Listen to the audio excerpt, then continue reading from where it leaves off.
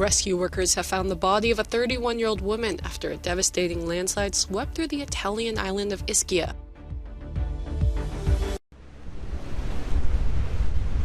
At least 10 people are still missing, and one woman has been confirmed dead after a landslide swept through the Italian island of Ischia early Saturday morning. 2 people were rescued from a car that was carried out into sea, and 1 house was reportedly buried. We are afraid there might be other victims, but so far the current toll is 1 dead. The body of a woman was found by our teams, but so far nobody else.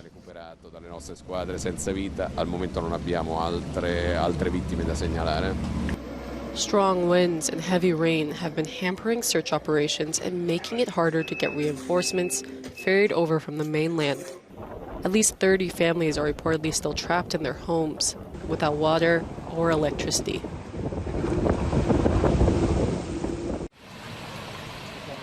Poland's Prime Minister Mateusz Morawiecki was among the leaders who joined the Ukrainian President Volodymyr Zelensky at the launch of the Grain from Ukraine summit in Kyiv.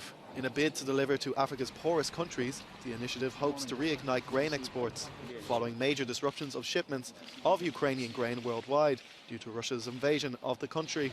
The summit was launched in the presence of political leaders from Poland, Lithuania, Hungary and Belgium. Ukraine will fulfill its export obligations regarding the supply of grain and other agricultural products to the world market. Ukraine is fighting for our life and fighting for the life of other nations so that they be free of slavery and hunger. Last week, the Barbados-flagged Nordwind ship left the port of Odessa with reportedly 27,000 tons of wheat leaving for Ethiopia. Hungary's teachers' unions have filed a petition to the Ministry of the Interior, demanding the government urgently reforms the education system and raises teachers' salaries. Teachers, parents and students have been demonstrating for months. After filing the petition on Saturday, thousands marched to the Parliament.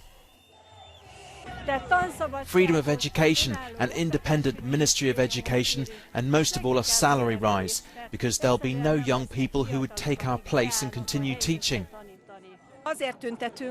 We're demonstrating because our system of education can no longer be called a system of anything. It's a hot pile of mess as it is.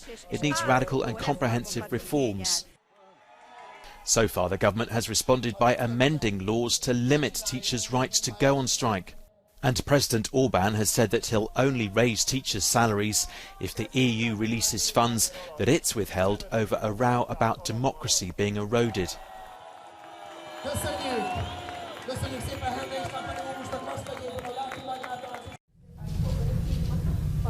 The U.S. is easing its oil sanctions on Venezuela as its government and its opposition agreed to create a UN-managed fund for its poor. The program will finance health, food and education programs and will include around 3 billion euros originally belonging to the Venezuelan government. The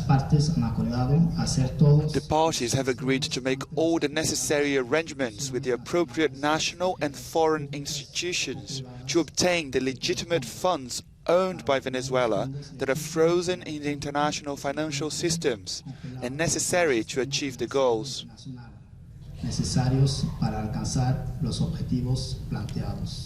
The U.S. will now allow Chevron to resume limited oil extraction operations in the country. This comes as international efforts to resolve the country's crisis have gained strength since Russia's invasion of Ukraine, as it holds the world's largest oil reserves. The foreign minister of Belarus, Vladimir Midday, has died suddenly at the age of 64. He held the position since 2012 and maintained it while his country allowed Moscow to launch its troops from Belarus into Ukraine. He was still actively working before his death, and just last week was in Armenia's capital Yerevan for a summit.